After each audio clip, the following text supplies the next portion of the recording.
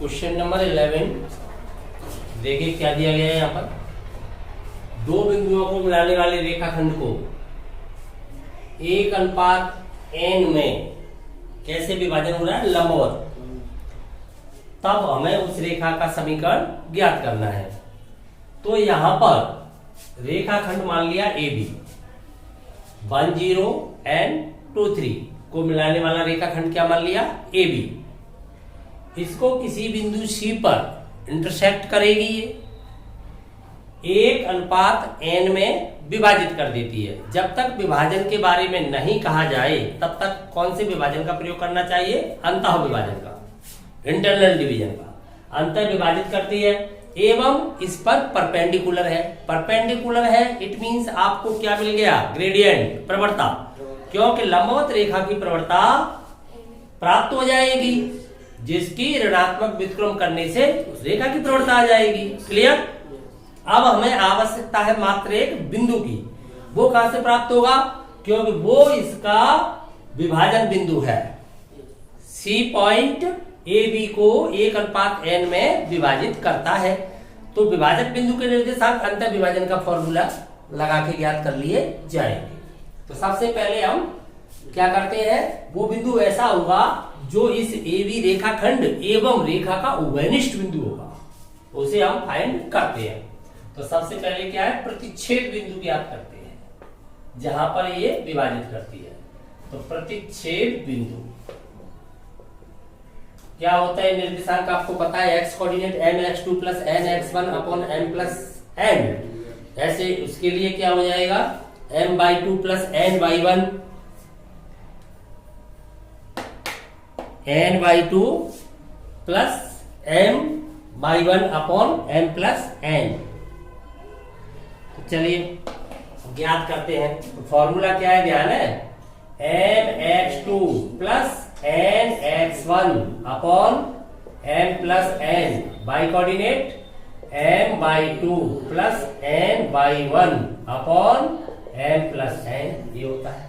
यहां से आप फाइंड करोगे तो m means 1, n means n, लगाइए यहाँ पर। तो m के स्थान पर आपको क्या लगाना है, 1, n के स्थान पर क्या रखना है, n। ये आपके x1 y1, तो ये क्या हो जाएंगे, x2 y2। उसी नजरिए से देखिए या वैल्यू लगाइए।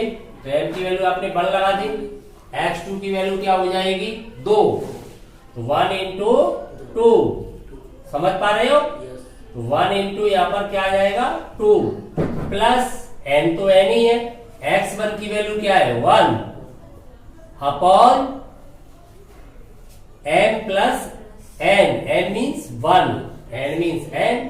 दूसरा कोऑर्डिनेट फाइंड करें तो m के स्थान पर तो आप 1 लगा ही रहे हो, बाई 2 की वैल्यू क्या है, 3 प्लस n, तो n ही है, बाई 1 की वैल्यू क्या है, 0 अपॉन 1 प्लस n। समझ में आ गया।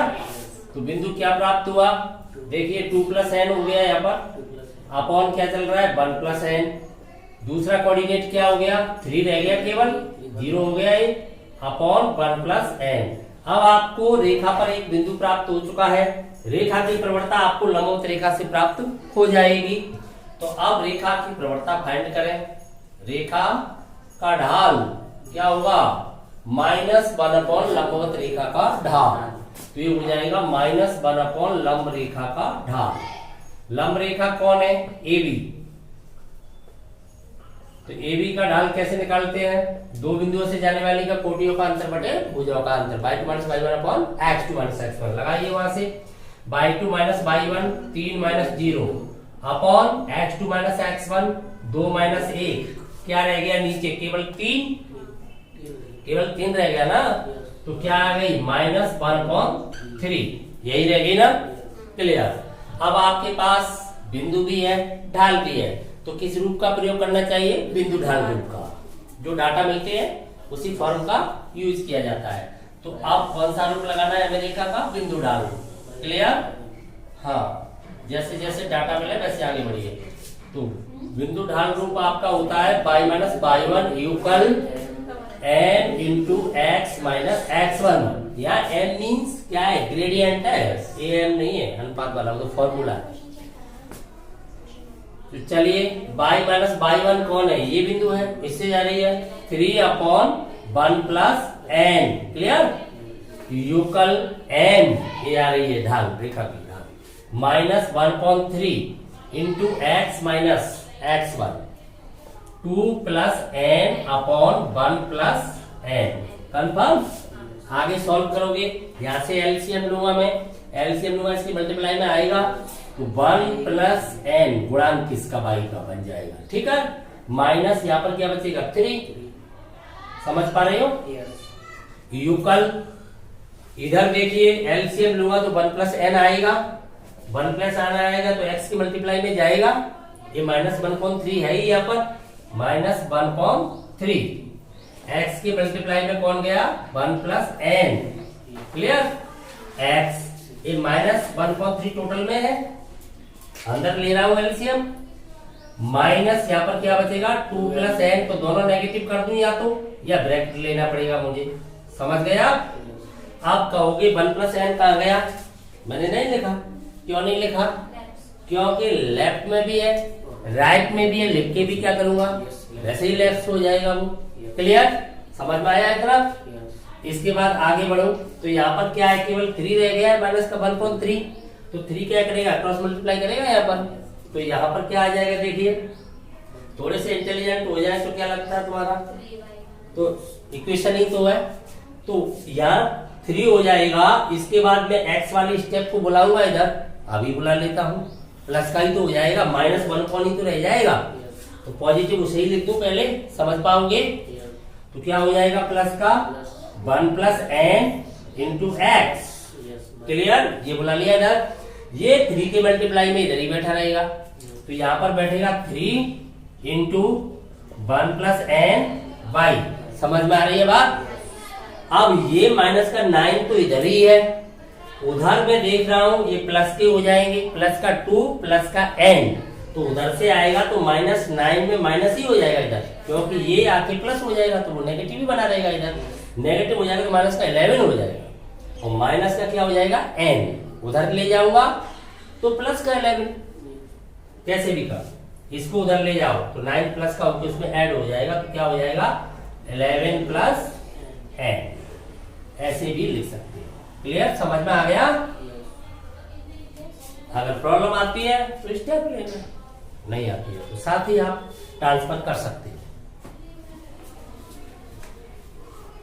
12वां क्वेश्चन, यहाँ पर कोई रेखा निर्देशीय अक्षों के साथ समान लंबाई के अंतःखंड बनाती है एवं बिंदु 2, 3 से गुजरती है, तो देखिए स्थिति क्या है, ज्यामिति में आके देखें तो दोनों अंतःखंडों की लंबाई a = b बराबर हो गई, बिंदु 2, 3 से जा रही है, तो 2, 3 कौन से चतुर्थांश का बिंदु है, प्रथम चतुर्थांश का, दोनों पॉजिटिव हैं, तो इसलिए रेखा कौन से चतुर्थांश से गुजर रही है, फर्स्ट से, तो फिर अंतःखंड कहां बनेंगे, एक्स पे दाईं ओर, बाई पर ऊपर की ओर, लेकिन दोनों कैसे हैं, बराबर, तो दोनों अंतःखंड हमें बराबर यूज करने हैं, जो कंडीशन दी है उसका प्रयोग करें। यहाँ पर अंतःखंडों के बारे में बात कही गई है, दोनों अंतःखंड समान मिल रहे हैं, संबंध किसके अंतर्गत है, अंतःखंडों के अंतर्गत, इंटरसेप्ट के अंतर्गत, तो हमें किस फॉर्म का यूज करना चाहिए, इंटरसेप्ट फॉर्म का ही यूज करना चाहिए, क्लियर, तो रेखा का अंतःखंड रूप यहाँ पर ले लिया जाएगा, ठीक है। तो अंतःखंड रूप रेखा का क्या होता है, देखिए अंतःखंड रूप, जैसे डाटा मिलते हैं उसी प्रारूप का प्रयोग करें, x/a प्लस y/b = 1, रेखा का समीकरण तो एक ही रहता है, उसके प्रारूप अलग अलग हैं। अब यहाँ पर जो कंडीशन दी है प्रश्न के अनुसार वो यूज करो, a = b रखो या b = a रखो, समान है ना दोनों, या दोनों को किसी अलग संख्या के बराबर रखो जैसे आपने a = b = k मान लिया, मान सकते हो, तो x = a प्लस y/a, दोनों जगह मैंने क्या रख दिया, a रख दिया, बराबर है, क्योंकि a = b, यहां से क्या फाइंड हुआ हमें, x plus y = a, LCM लेकर के, ठीक है। अब हमें जरूरत है केवल a की, वो कहां से आएगा, एक प्रतिबंध मिल रहा है, यह रेखा बिंदु 2, 3 से गुजरती है, गुजरने का तात्पर्य होता है ये बिंदु इस रेखा के ऊपर स्थित होगा, अर्थात इसको सेटिस्फाई करेगा। तो x के स्थान पर x निर्देशांक, y के स्थान पर y निर्देशांक रखें। यह जो रेखा है बिंदु 2 3 से गुजरती है, 2 3 से जाती है, तब क्या हो जाएगा 2 + 3 = a। इससे a का मान कितना आ गया 5। उस मान को रेखा में पुट कर दीजिए। कहते हैं अभीष्ट रेखा का समीकरण क्या आ जाएगा, कहते हैं अभीष्ट समीकरण x + y = 5। क्लियर, समझ में आ गया। क्वेश्चन नंबर 13 के अंतर्गत बिंदु 2 2 से रेखा गुजरती है और रेखा द्वारा अक्षों के साथ बनाए गए अंतःखंडों का योगफल 9 है। तो अभी इससे पहले क्वेश्चन में युगल थे, अब क्या दे दिया है उनमें संबंध, उनका योगफल दे दिया गया है।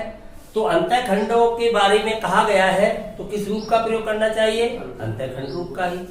तो मान लेते हैं रेखा का समीकरण, माना रेखा का समीकरण क्या मानोगे, x/a + y/b = a। अंतःखंड रूप लगा दिया आपने।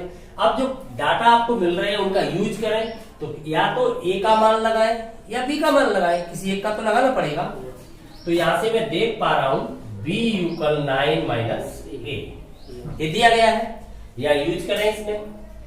तो x/a, b के स्थान पर आप क्या लगा रहे हो 9 - a = 1। अब सॉल्व करोगे x/a + y/9 - a = 1। अब यह कौन से बिंदु से गुजर रही है, 2 2 से गुजर रही है, तो इसे गुजार दो। तो देखिए यह बिंदु 2 2 से गुजरती है, तो सेटिस्फाई करेगा।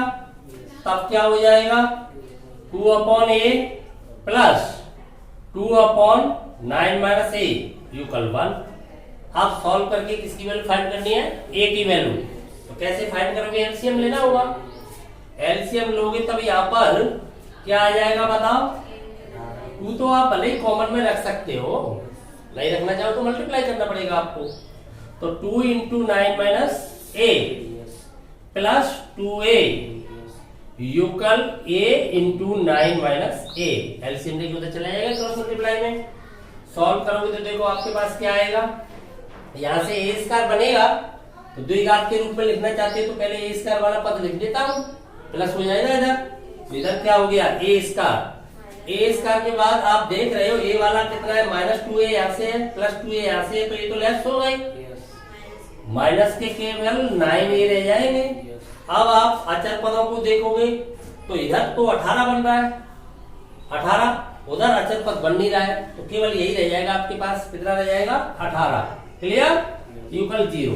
अब आप इसके गुणनखंड करें तो विचार करें 6 और 3 कितने होते हैं 9, मल्टीप्लाई करने पर क्या आ जाएंगे प्लस के 18 आ जाएंगे, तो दोनों नेगेटिव रहे, तो इसके फैक्टर क्या हो गई a-3 एंड a-6। क्लियर, तो इससे a की 2 वैल्यू फाइंड होती है आपको, a = 3 एंड 6। तो यहां पर ऐसी 2 रेखाएं संभव है, समझ पा रहे हो। तो a = 3 लेने पर b की वैल्यू क्या आ जाएगी 6, क्योंकि है तो 9, और जब आप a = 6 लोगे तब b की वैल्यू क्या आ जाएगी 3। चलिए अब a = हम 3 ले रहे हैं तो b = क्या आ जाएगा 6, वहां पर लगाएंगे प्रतिबंध में 9 है योगफल। ठीक है, तो रेखा का समीकरण क्या हो जाएगा, इसलिए रेखा अंतःखंड रूप में लगाए, तो x/3 + y/6 = 1। सॉल्व करूंगा तो लघुत्तम तो क्या आएगा आपका 6 ही आएगा ना, 3 और 6 का लघुत्तम 6 आएगा। तो यहाँ पर क्या बचेगा आपके पास 2x प्लस या y, 6 उधर चला गया, इधर बुलाओगे तो -6 हो जाएगा = 0। ये हो सकता है समीकरण, अथवा ये भी हो सकता है, तथा a आपने क्या लिया 6, तो b क्या रह जाएगा 3। इसलिए रेखा का समीकरण तब क्या हो जाएगा x/6 + y/3 = 1। तो तो देखिए इक्वेशन क्या आएगा, एलसीएम तो अभी 6 आएगा, तो यहाँ पर हो जाएगा x plus 2y minus 6 equal 0। समझ में आ रही है बात? तो ये दो रेखाएं हो सकती हैं, इस प्रकार की स्थिति आ सकती है। रेखा ऐसे हो सकती है कि a की वैल्यू 3 लोगे तब b की वैल्यू 6 हो जाएगी। तो इसका अगर देखें तो इस प्रकार से ग्राफ हुआ। मान लो ये आपने ये 3 लिया, x अक्ष पर प्लस का ही है, y का कितना हो गया 6, या ये 3 लिया तो ये रेखा कहां पहुंच जाएगी यहाँ। तो रेखा इस प्रकार से ऐसे जा सकती है, या रेखा इस प्रकार से ऐसे आ सकती है। तो दोनों ही बिंदु किससे गुजर जाती हैं, 2 से गुजर जाती हैं। समझ में आ रही है बात? ये स्थिति तो हो सकती है। दोनों ही रेखाएं एक ही बिंदु से पर इंटरसेक्ट कर जाएंगी, दोनों ही गुजर रही हैं एक साथ, कॉमन पॉइंट आ गया। तो या तो हो सकती है ये वाली रेखा L1, या हो सकती है ये वाली रेखा L2। कन्फर्म? समझ में आ रहा है?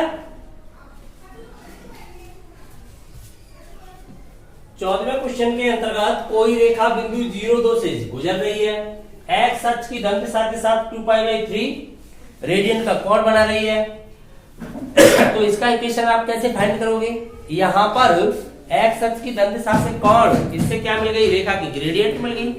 कोई रेखा x अक्ष की धन दिशा के साथ जो कोण बनाती है, उस कोण की टेंजेंट की वैल्यू रेखा की ढाल अथवा प्रवणता कहलाती है। तो प्रवणता मिल गई आपको, बिंदु आपको मिल ही रहा है, तो बिंदु ढाल रूप यूज करके आपने इक्वेशन ले लिया। एक काम आगे क्या कहा गया है, इसके समांतर रेखा का समीकरण ज्ञात करना है। वो जो समांतर रेखा है वो बाई अक्ष को मूल बिंदु से नीचे की ओर 2 इकाई दूरी पर क्या करती है, इंटरसेक्ट करती है। तो नीचे की ओर अंतःखंड बना रही है, इट मींस नेगेटिव हो गया। मूल बिंदु से बाई अक्ष पर नीचे की ओर जाओगे तो क्या हो गई, ऋणात्मक दिशा हो गई, तो -2 हो गया अंतःखंड का मान। मूल बिंदु से ऊपर की ओर बाई कैसा होता है, पॉजिटिव, नीचे की ओर बाई कैसा होता है, नेगेटिव। तो इसलिए सी का मान क्या आ गया, अंतःखंड का मान -2 आ गया। प्रवणता आपको पहले ही मिल चुकी है, क्यों? क्योंकि समांतर रेखाओं की प्रवणताएं समान होती हैं। तो फिर दूसरी फॉर्म में क्या यूज किया जाए, बिंदु ढाल को, बाई अक्ष वाला y = mx plus c। Clear? पहले क्या यूज करना चाहिए, y - y1 = m × x - x1। m पहले याद कर ले, तो करते हैं ज्ञात। जिस प्रकार से हमें डाटा मिलते हैं ठीक उसी प्रकार से हम प्रारूप चुन लेते हैं। तो सबसे पहले हम रेखा का क्या फाइंड करते हैं, ढाल, रेखा का ढाल। तो देखिए क्या आएगा रेखा का ढाल, m = tan of 2π/3। अब हमें 3 प्रश्नावली की ओर जाना होगा, जहां हम पहले से अध्ययन करके आए हैं त्रिकोणमिति के अंतर्गत। क्योंकि 120 डिग्री हो गया, 120 डिग्री का मान हम नहीं जानते, हम तो केवल 90 डिग्री तक जानते हैं। तो इसे हम क्या करेंगे, बिल्कुल एलिड एंगल में ले जाएंगे, अच्छों वाले कोण है वहां पर ले जाएंगे, वो विलुप्त हो जाएंगे। तो कैसे ले जाएंगे इसे हम, tan of π - π/3 हो गया 2π/3।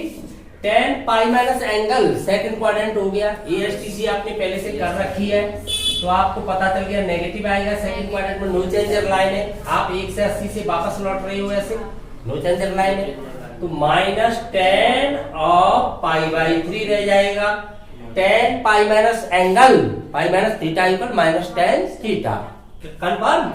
ये बात जानते हो, tan π - थीटा इक्वल हो जाता है -tan थीटा। तो इसका प्रयोग कर दिया। ये आप जानते हो 60 डिग्री का मान π/3 का, tan 60 का मान √3 हो जाता है। तो ये क्या आ गया, -√3 आ गई इसकी ग्रेडियंट। क्योंकि सेकंड क्वाड्रेंट से रेखा जा रही है तो सेकंड क्वाड्रेंट में टेंजेंट नेगेटिव ही होगी। तो इस प्रकार से अगर देखना चाहे वास्तविक स्थिति ज्यामिति में आके देख सकते हो, कच्चा चित्र बना के, रफ स्केच बना रहा हूं मैं। 2π/3 का है एंगल और बिंदु 0,2 से जा रही है, 0,2 मान लो करीब आपका 0,2 बिंदु यहाँ होगा, बाई अक्ष पर होगा, बाई अक्ष का बिंदु है। ऐसे तो जाने से नहीं, फिर तो वो एक्यूट एंगल बना देगी, न्यून कोण। तो इधर से तो काटने से नहीं, न्यून कोण बन जाएगा इधर को। तो कैसे काटेगी, ऐसे काटेगी। जब 120 डिग्री का एंगल है सेकंड क्वाड्रेंट से, तभी जा पाएगी ऐसे। तो ये आपका एंगल दे दिया पॉजिटिव डायरेक्शन से। ये एंगल कितना है आपका 2π/3 है, और ये 2 इकाई का अंतखंड बना रही है, अर्थात 0 2 से जा रही है ऊपर। अब इसके पैरेलल लाइन है एक जो नीचे 2 इकाई का, तो ठीक जितनी दूरी ऊपर है उतनी दूरी नीचे से चली जाएगी इसके पैरेलल समांतर जाएगी। समझ रहे हो, समांतर जाएगी तो एंगल तो यही रहेगा एक्स अक्ष के साथ। तो इस प्रकार से इसके पैरेलल लाइन ऐसे गुजर जाती है, ऐसे पैरेलल लाइन जा रही है, वो भी तुम्हें पता है संगत कोण हो गई, ये ट्रांसवर्सल लाइन हो गई, तिर्यक रेखा हो गई, ये दोनों समांतर रेखाएं हो गई, तो ये संगत कोण हो गई है, संगत कोण हो गई। इसलिए समांतर रेखाओं की प्रवणताएं क्या होती है, समान हो जाती है, यही रीजन है, संगत कोण बराबर हो जाते हैं। तो फिर ये भी कोण क्या होगा 2π/3, तो हमें ग्रेडियंट निकालने की आवश्यकता ही नहीं है, पहले ही निकाल लिया, तो इसलिए ग्रेडियंट इसकी आ गई। ये आपकी लाइन 1 है जिसका इक्वेशन आप पहले ले रहे हो, फिर इसके समांतर रेखा का इक्वेशन आपको लेना है। तो इसके लिए इनडायरेक्ट आपको बिंदु मिल गया है 0 - 2। अगर बिंदु ढाल यूज करना चाहते हो तो इसमें भी आप बिंदु ढाल यूज करना चाहे अथवा इंटरसेप्ट यूज करना चाहे, दोनों ही यूज कर सकते हो। आवश्यक थोड़ा ही है कि मैं बिंदु ढाल ही प्रयोग करूं, मैं डायरेक्ट अंतखंड वाला लगा सकता हूं y = mx + c, क्योंकि 0 2 से गुजर रही है, इट मींस 2 इकाई का अंतखंड ऊपर की ओर बना रही है, ये 2 इकाई का नीचे की ओर बना रही है, तो मैं किसी भी फॉर्म का प्रयोग कर सकता हूं। क्लियर, जो भी आपको सुविधाजनक हो। अब ये ग्रेडियंट आपकी आ गई है रेखा की। अब कौन सा रूप आप पसंद कर रहे हो, बिंदु ढाल? चलो बिंदु ढाल लगा देता हूं, आवश्यक थोड़े ही है। तो बिंदु ढाल रूप क्या होता है रेखा का, कौन सा वाला बिंदु ढाल लगाना है, एक्स अक्ष वाला अंतखंड नहीं लगाना है, वाई अक्ष वाला लगाना है। तो क्या होता है y = mx + c, c यहाँ पर अंतखंड का मान होता है, तो जो 0 2 से जाएगी वो कितने इकाई का अंतखंड बनाएगी, 2 का। तो इसलिए हो जाएगा y = m कितना आया है -√3x, और ये +2 इकाई का अंतखंड बनाएगी। इधर लिखना चाहते हो तो √3x + y - 2 = 0, ये इक्वेशन आ जाएगा। ठीक है, पुनः समांतर रेखा का समीकरण लेना है, समांतर रेखा का समीकरण। वैसे आप ध्यान दें, समांतर रेखा के लिए सिर्फ ये तो सेम रहेगा, आप इसको तो ऐसा का ऐसा ही लिख दें, केवल यहां पर बदल दें तो +2 हो जाएगा, यही तो हो जाएगा। तो सीधा ही लिख सकते हो, सीधा नहीं लिखना चाहते हो तो यहां लगा दें, क्या फर्क पड़ता है। तो y = m लगाओगे तो √3x, केवल इसे ही तो माइनस का यूज करोगे। देखो आ गया कि नहीं, अपने आप वही आ गया कि नहीं आ गया। तो समांतर रेखा का आपको लेना है, तो ये डिस्टेंस केवल अपोजिट ही तो हो रही है, तो इसका चिन्ह बदल दो से, केवल ये तो बराबर रहेंगे ना, प्रवणता बराबर है, तो सीधा प्राप्त हो जाएगा।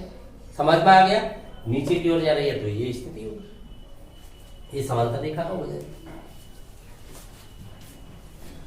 15वें क्वेश्चन के अंतर्गत किसी रेखा पर मूल बिंदु से डाला गया लंब रेखा को बिंदु -2 9 पर मिलता है, अर्थात जो लंब पाद है, जो लंब का पैर है, वो रेखा पर -2 9 बिंदु पर गिरता है।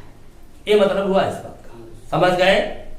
तो हमें रेखा L का समीकरण फाइंड करना है। तो रेखा के समीकरण के लिए आपको एक बिंदु तो मिल ही गया। क्यों मिल गया बताओ? क्योंकि लंब जिस बिंदु पर मिल रहा है रेखा को, वो बिंदु रेखा एवं लंब दोनों का उभयनिष्ठ बिंदु है। तो बिंदु मिल गया तो आपको आवश्यकता है या तो दूसरे बिंदु की या फिर ढाल की, मतलब 2 प्रतिबंध चाहिए रेखा के समीकरण के लिए। तो दूसरा प्रतिबंध आपको ढाल मिल गई है। कैसे मिल गई है? क्योंकि आप लंबवत रेखा की ढाल प्राप्त कर पा रहे हो, उस पर 2 बिंदु है, एक तो -2 9, एक 0 0, क्योंकि मूल बिंदु से लंब डाला गया है, तो एक सिरा उसका कहां पर है, मूल बिंदु पर है, दूसरा सिरा कहां है लंब का, -2 9 पर है, एक सिरा कहां पर है, मूल बिंदु पर है। तो 2 बिंदु मिल गए, 2 बिंदु मिल गए तो आप लंब की ढाल ले पा रहे हो। लंब की ढाल से आपको रेखा की ढाल मिल जाएगी, क्योंकि लंबवत रेखा की ढाल से -1 करके आप क्या कर लोगे, ऋणात्मक व्युत्क्रम से रेखा की ढाल ले लोगे। रेखा की ढाल आ गई, रेखा पर बिंदु आ गया, काम बन जाएगा। क्लियर, समझ में आ गए। तो रेखा पर बिंदु कौन सा हो जाएगा? एक बार पहले अपने डाटा फाइंड आउट करें। रेखा पर बिंदु वही होगा जो प्रतिच्छेद बिंदु है जहां पर लंब मिल रहा है। तो रेखा पर बिंदु हो गया आपका -2 9 एक बार। अब आपको रेखा की ढाल चाहिए, डाटा इकट्ठे करो पहले। रेखा की ढाल या प्रवणता तब क्या होगी, -1 लंब की ढाल, -1 अपॉन लंब की ढाल, लंब का ढाल, जो लंब डाला गया है उसी की ढाल। तो -1 अपॉन लंब दो बिंदुओं से गुजर रहा है, इसके निर्देशांक क्या होते हैं? मूल बिंदु से 0 0। तो घटाइए आप, तो उसकी कैसे भी घटा दें, 9 - 0 divide by -2 - 0 by 2 - y1 upon x2 - x1। देखिए कितना आ गया। यहां से नीचे 9/-2 है, पलट जाएगा, संख्या प्लस की हो जाएगी 2/9। क्लियर? अब कौन सा रूप यूज करना चाहिए तुम्हें? बिंदु ढाल रूप लगा दो, बिंदु ढाल रूप। y minus y1 equal n into x minus x1। y minus y1 कौन है? 9। n कितनी आई है? 2/9 इंटू x माइनस x1 करोगे तो +2 हो जाएगा। क्लियर? सॉल्व करो, मल्टीप्लाई में आएगा 9y माइनस 81 इक्वल 2x + 4। एक तरफ ले जाएंगे तो 2x पॉजिटिव रखो, y को उधर ले जाओ, 9y ये क्या से ले जाओगे तो 85 हो जाएंगे, प्लस 85 इक्वल 0। समझ में आ गई बात पूरी कि नहीं आ पाई? अच्छा, आपके पास दूसरा तरीका क्या था? दूसरा तरीका ये था, आप लंब का इक्वेशन ले लेते।